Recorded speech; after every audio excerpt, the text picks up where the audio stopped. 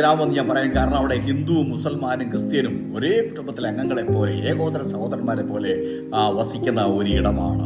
അവിടെ ഉത്സവങ്ങൾ ഉണ്ടാകാറുണ്ട്, പെരുന്നാളും ഉണ്ടാകാറുണ്ട്. പക്ഷേ അവിടുത്തെ ഉത്സവങ്ങളും പെരുന്നാളുകളും ഇവരുടെ എല്ലാവരുടെയുമായ പെരുന്നാളുകളും ഉത്സവങ്ങളുമാണ്. അവരെല്ലാം അത് ആഘോഷമാക്കി മാറ്റും. അതുപോലെ തന്നെ അവിടെ ഒരു രോഗമോ അതുപോലെ മരണമോ സംഭവിച്ചു കഴിഞ്ഞാൽ ഗ്രാമവാസികൾ എല്ലാം ദുഃഖമായി അത് മാറും. അതുപോലെ അവിടുത്തെ വിവാഹം നടക്കുകയാണെങ്കിൽ ആ വിവാഹം ആ ഗ്രാമവാസികൾ എല്ലാവരുടെയും വിവാഹമായിട്ട് അവരെല്ലാം സന്തോഷിച്ച് ആനന്ദിപ്പാനായിട്ട് ഇടയായിത്തീരും. ഈ രീതിയിലുള്ള ഒരു നല്ലൊരു ഗ്രാമമാണ് ഈ ഗ്രാമം. ഈ ഗ്രാമത്തിൽ അബി എന്ന് പറയുന്നതായ ഒരു ബാലകനുണ്ട്. അവൻ ജനിച്ചു വളർന്ന ആ നിമിഷം മുതൽ തന്നെ അവനോട് അവൻ്റെ പിതാവിൻ്റെ ഉള്ളിൽ ചില ദുശ്ചിന്തകളുണ്ട്.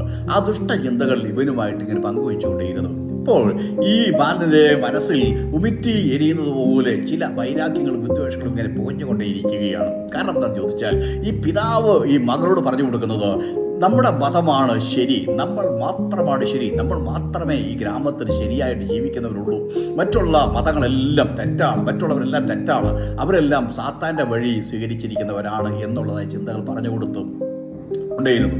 ഇങ്ങനെ ഗ്രാമവാസികളുള്ള യുവാക്കളെല്ലാവരും കൂടിയിട്ട് അതായത് വയലിൽ പന്ത് കളിച്ചുകൊണ്ടിരിക്കുന്ന സമയത്ത് രണ്ടുപേർ തമ്മിൽ ഒരു വാദമുണ്ടായി, ഒരു തർക്കമുണ്ടായി.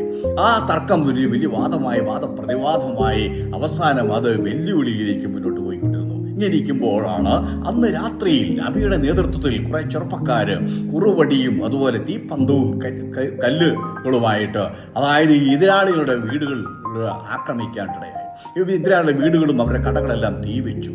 അങ്ങനെ ഇതെല്ലാം ഇങ്ങനെ വലിയ അക്രമം അവിടെ അഴിച്ചുവിട്ടു. ജനങ്ങളെല്ലാം പാരായണം ചെയ്യുന്നു, നിലവിളിക്കുന്നു. ഇതിനിടയിൽ ഈ അബി ഇങ്ങനെ നോക്കിക്കാണുകയാണ് ഒരു പെൺകുട്ടി ഈ തീക്കകത്ത് കിടന്നിട്ട് രക്ഷപ്പെടാൻ വേണ്ടിയിട്ട് നിലവിളിക്കുകയാണ്. ഉടനെ താൻ അബി നോക്കുമ്പോൾ അത് തന്നെ ശത്രുവിൻ്റെയാണ് എങ്കിൽ തന്നെയും അതൊന്നും നോക്കിയില്ല. ഏത് ശത്രുതയാണെങ്കിലും അതൊരു പെൺകുട്ടി, ഒരു നല്ല കുഞ്ഞാണല്ലോ, അത് മരിച്ചു പോകില്ലോ എന്ന് കരുതിയിട്ട് വേഗം പോയിട്ട് ആ കുഞ്ഞിനെ രക്ഷപ്പെടുത്തി പിന്തിരിഞ്ഞ് നടക്കുന്ന സമയത്ത് ഈ കുഞ്ഞിന്റെ പിതാവ് ഓടി വന്ന് അബിയുടെ കാൽക്കൽ കെട്ടിപ്പിടിച്ച് കരഞ്ഞ് നിലവിളിച്ചു അദ്ദേഹത്തോട് പറഞ്ഞു, ഇനി എങ്ങനെ ചെയ്യരുതേ, നമ്മൾ ഒരുമിച്ച് ജീവിക്കുന്നവരല്ലേ എന്ന് കേണപേക്ഷിപ്പാനിടയായി. ഇത് അബിയുടെ ഹൃദയത്തെ വല്ലാതെ മതിച്ചു. അബിക്ക് അന്നേരം ഒരു തോന്നലുണ്ടായി. അദ്ദേഹം പറഞ്ഞു, മതം മനുഷ്യനെ കൊല്ലാൻ വേണ്ടിയല്ല, മതം മനുഷ്യനെ ഭിന്നിപ്പിക്കാൻ വേണ്ടിയല്ല, മതം മനുഷ്യനെ തമ്മിൽ ശത്രുക്കളാക്കി മാറ്റുന്നതല്ല, മതം സ്നേഹത്തിൻ്റെയും സന്തോഷത്തിൻ്റെയും സമാധാനത്തിൻ്റെയും അതായത് ദൂത് പ്രസ്താവിക്കുന്നത് ആയിരിക്കണം എന്നൊരു ചിന്ത അദ്ദേഹത്തിൻ്റെ മനസ്സിലേക്ക് വന്നു.